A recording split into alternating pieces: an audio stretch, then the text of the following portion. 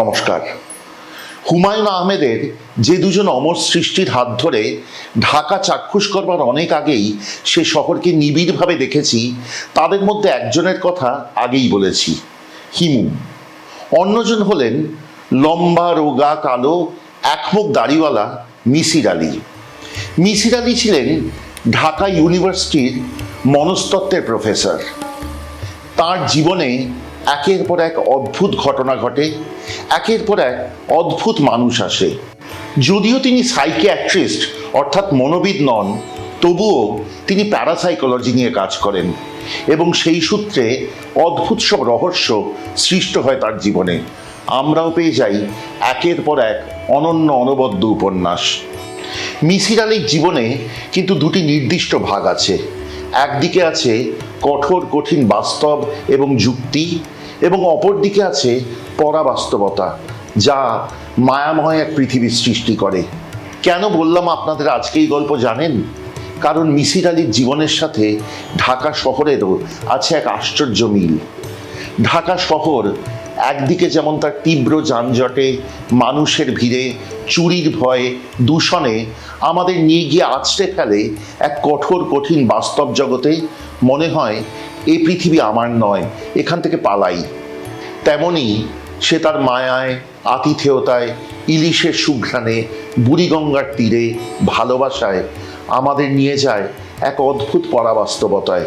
মনে হয় পৃথিবীটা বড় সুন্দর, মনে হয় থেকে যাই না হয় আরও কিছুদিন। ঢাকাই রান্নার এই সিরিজে আমাদের আজকের যিনি অতিথি, তিনি আমাকে তেমনই মায়ায় ভালোবাসায় ভরিয়েছেন যখন ঢাকায় গিয়েছি। আমার ডাকে তিনি ছুটে এসেছেন কলকাতা অবধি আপনাদের সবাইকে এবং আমাকে ঢাকাই বিশেষ রান্না শেখাবেন বলে। আজকে শিখব তার কাছে একটি অদ্ভুত সুন্দর রান্না, একেবারে ঢাকাই রান্না, মাংসের টেক্কা। চলুন শিখি।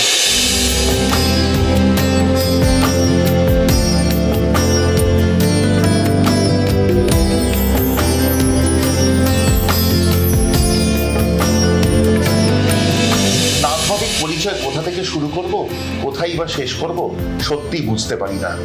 একাধারে তিনি international training institute of culinary আর্টসের চেয়ারপারসন, তার সাথে উইমেন্স কুলিনারি অ্যাসোসিয়েশন অফ বাংলাদেশের প্রেসিডেন্ট, স্পুন বলে একটি বিখ্যাত খাদ্য পত্রিকার সম্পাদিকাও।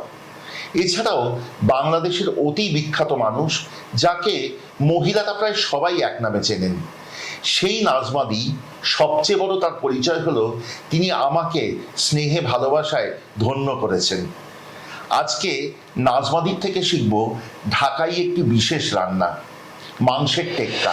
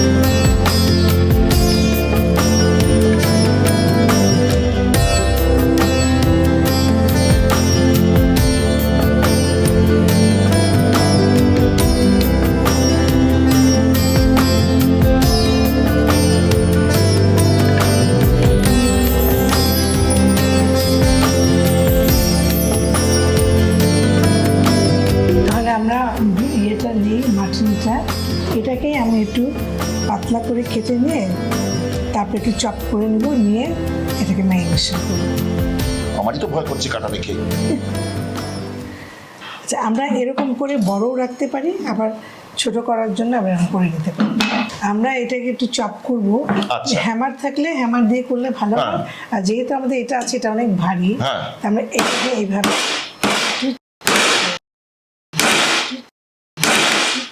দিদি, এইটা কিন্তু খুবই শেখবার জিনিস, কারণ আমার মনে হয় এতে যে মাংসটা পাতলা হয়ে গেল, তাতে রান্নাটাও বোধহয় তাড়াতাড়ি হবে। এবার তাহলে একে একে আপনি বলুন কতটা কি পরিমাণে দিয়ে ম্যারিনেটটা করবো। এখন তুমি আমাকে স্পুন দাও। এটা হচ্ছে আমাদের মরিচ বাটা, এখানে হাফ কেজি আছে, এই জন্য আমরা 1 টেবিল স্পুন। আর এখানে হচ্ছে আমি জিরা বাটা দিচ্ছি, এটা হলো 1 টিস্পুন। আদা বাটা 1 চা চামচ। রসুন বাটা 1 চা চামচ। এটা হচ্ছে আমাদের ধনে বাটা, সেটাও দিলাম 1 চা চামচ। এটা হচ্ছে জায়ফল গুঁড়ো, এটা আমরা 1/2 চা চামচের চেয়ে একটু কম দিচ্ছি, 1/2 চা চামচেরও কম। জয়িত্রী গুঁড়ো, এটা জয়িত্রী, এটাও সেম, এটা কিন্তু অনেক স্ট্রং ফ্লেভার, এই জন্য আমরা একটু কম করে দিচ্ছি। এটা হচ্ছে এলাচ, এটা আমরা 1/2 চা চামচ। দারচিনি 1/2 চা চামচ। টমেটো সস 1 টেবিল চামচ। আর চিলি সস 1 টেবিল চামচ। এটা হচ্ছে গোলমরিচ 1/2 চা চামচ। আর লবঙ্গ এগুলো হচ্ছে 1/2 চা চামচ। আমরা কিন্তু ভিনেগার দিয়েও করতে পারি এটা, তো আমি এটা দই দিয়ে করি, কারণ দইটা দিলে একটা ক্রিমি টেক্সচার আসে, এই টেক্সচারের জন্য আমি দইটা ইউজ করি। 2 টেবিল চামচ। 2 টেবিল চামচ আছে। দিদি এটার নাম টিক্কা কেন? ওইটার না, আসলে এটার নাম টিক্কা, আমরা বলি টিক্কা, কিন্তু ঢাকাইয়া ভাষায় যারা বলে তারা বলে টেক্কা বলতে পারে না। তা আমি ওই টেক্কাটাই। আচ্ছা, এখানে আমরা 1/2 কাপ দিলাম পেঁয়াজ। এখন আমরা এটা একটু মাখাবো। আমি হাতে মেখে দিই। আচ্ছা, এখন এখানে কিন্তু আমরা কি বাদ দিয়েছি বলো তো? কি দিয়েছেন বাদ দিয়ে? যেটা ছাড়া আমাদের চলবেই না, কি কোনো টেস্টি হবে না, লবণ। আচ্ছা, এই লবণটা আমরা 1 চা চামচ দিই।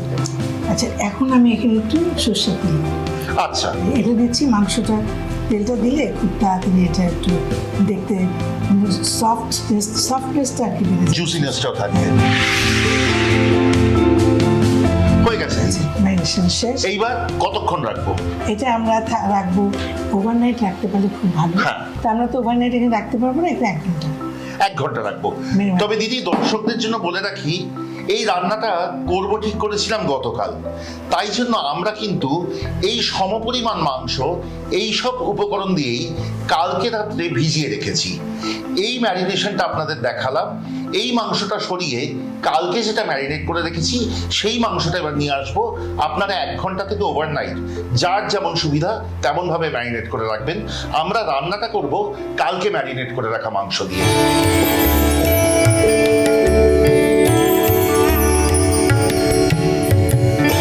আমরা আজকের ম্যারিনেট করা মাংস তুলে দিয়ে কালকের ম্যারিনেট করা মাংস বের করেছি। এইবার দিদি একটা ফ্রাইং প্যান নিয়ে নিয়েছি। আপনি বললেন হাই হিটে, মানে সবচেয়ে উঁচু আছে, চালিয়ে দিই। এখন আমাদের এটা গরম হলে আমরা এখানে তেল দেবো, সর্ষের তেল। আমি তার সাথে একটু ঘি মেশাবো। সুতরাং আমি এখানে তেলটা দিয়ে দিচ্ছি। এর সঙ্গে তুমি এখন তোমার ঘি সংযোজন করে দেবে। এটা যখন একদম গরম হয়ে আসবে, একটু চিনি দিচ্ছি। চিনিটা দিলে কি হবে, আমাদের টেস্টটা কিন্তু খুব ভালো হবে। আচ্ছা, কালারটা সুন্দর আসার জন্য আমরা দেবো একটু লাল কাশ্মীরি মরিচ। আচ্ছা, তুমি একটু নাড়া দাও। এটা দিলে দেখ কি সুন্দর লাল হচ্ছে। এখন এই লাল কালারটা হওয়ার পরে আমরা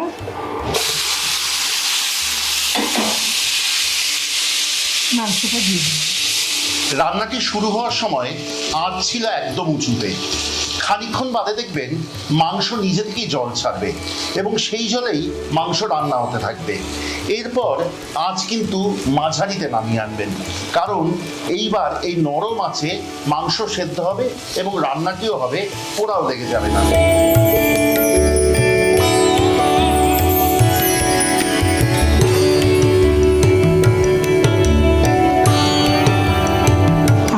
অলমোস্ট ডান। দেখো একটু পোড়া পোড়া করছে। হ্যাঁ, এটা কি একটু পোড়া পোড়া লাগবে? একটু পোড়া পোড়া, এই যে এরকমই পোড়া পোড়া। হ্যাঁ হ্যাঁ হ্যাঁ, বুঝতে পেরেছি। আমি এখানে একটু পেঁয়াজ দিই যাতে একটু খেতে মজা লাগে, তোমার একটু জুসি ভাব হবে পেঁয়াজটা দিলে। তার মধ্যে আমরা একটু দেবো টমেটো সস, চিলি সস, শুধু টমেটো সস। এটাতে একটু টেস্টটা বাড়বে। তুমি এখানে একটু এলাচ গুঁড়ো, একটু দারচিনি গুঁড়ো দিই। আচ্ছা, হাতের আন্দাজে দিই? হ্যাঁ, হাতের আন্দাজে। 1 চিমটির একটু বেশি দিলাম এলাচ গুঁড়ো, আর তার থেকে একটু কম দারচিনি গুঁড়ো। ব্যাস, এই হয়ে গেল আমাদের। তুমি দেখো ফ্লেভারটা তোমার নাকে না লেগে যায়। দারুণ গন্ধ বেরিয়েছে দিদি। পেঁয়াজ নরম হলে রান্না শেষ।